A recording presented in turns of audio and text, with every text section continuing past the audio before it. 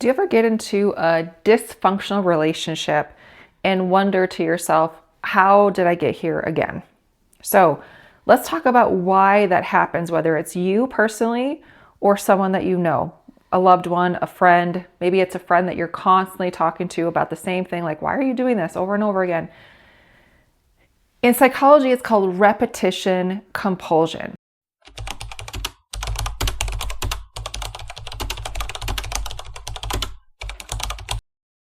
Ooh. Basically, it's the same definition of insanity, repeating the same things over and over again, expecting different results. But with repetition compulsion, basically what happens is we subconsciously are compelled to repeat the same types of patterns without necessarily willfully, consciously trying to do that. Oftentimes, it's because there's something painful in the past, in your past, that hasn't been fully healed yet. Now, I can personally attest to this. I've been in a handful, more than a handful probably, of what some would call dysfunctional relationships.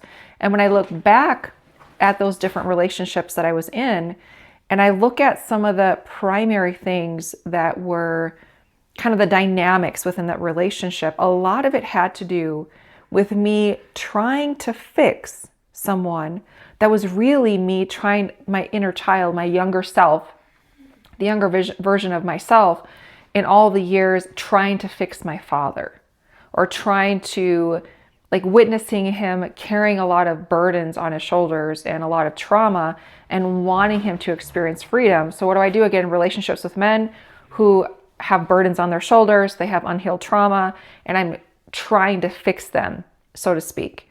So how do you break that cycle? Whatever that cycle is. So maybe it's you keep dating an alcoholic. You keep dating someone that's verbally abusive. You keep dating someone that perpetuates this feeling of not good enough. You're like the other girl. You're never the main one, as an example. Whatever that dynamic is, why do you keep doing that? A lot of it has to do with, I would say predominantly has to do with not healing the things from the past that continually perpetuate that so-called repetition compulsion. So in my case, in many of my clients' case, as an example, and I bring this up because this has happened so many times with clients more recently, especially. And like I said, for me personally, how do you actually change that behavior? How do you actually get into a really healthy relationship? How do you change that whole dynamic? You do it by addressing the unhealed stuff from your past. Ideally, you work with someone that works somatically, physiologically, working with the subconscious, working with the science of emotions, things like that, because the issues are actually in your tissues. They are literally in your body. Trauma is stored in your body. And so, a lot of times I speak with clients and they're like, oh, I've been in talk therapy for a decade, but I'm still, I still have the same issue.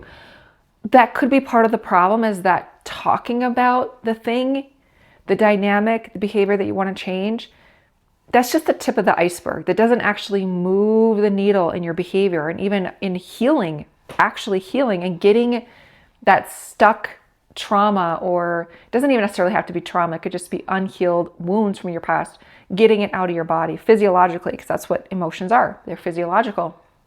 So that's the main thing to keep in mind. And a lot of times when my clients, they kind of beat themselves up about getting themselves back in this, they come full circle, back doing the same thing that they told themselves they'll never do again, right?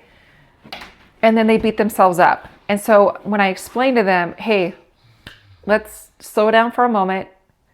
You're human just like every other human. This is part of our wiring. When you begin to understand that, have some compassion on yourself, and then take steps towards healing things deep within yourself.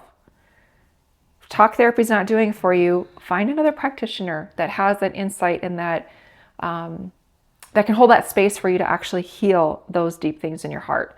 And when you do that, you won't even recognize yourself. I have clients that have, they can kind of feel this inner badass in themselves, and they just are kind of hiding for so many years. And then they suddenly, after they start healing those things, they suddenly don't even recognize their posture, their body language, the things that they say, the different types of dating relationships that they get into now. And they're like, wow, I'm not even the same person. And yet they are the person they've always wanted to be. So anyway, I hope that's encouraging to you. If you have any questions or stuck points or, anything that you want to vent about in the comments, let me know. I'm curious to know what your experiences have been, maybe even some things that have been helpful for you in overcoming some of those roadblocks and getting yourself into healthier relationships.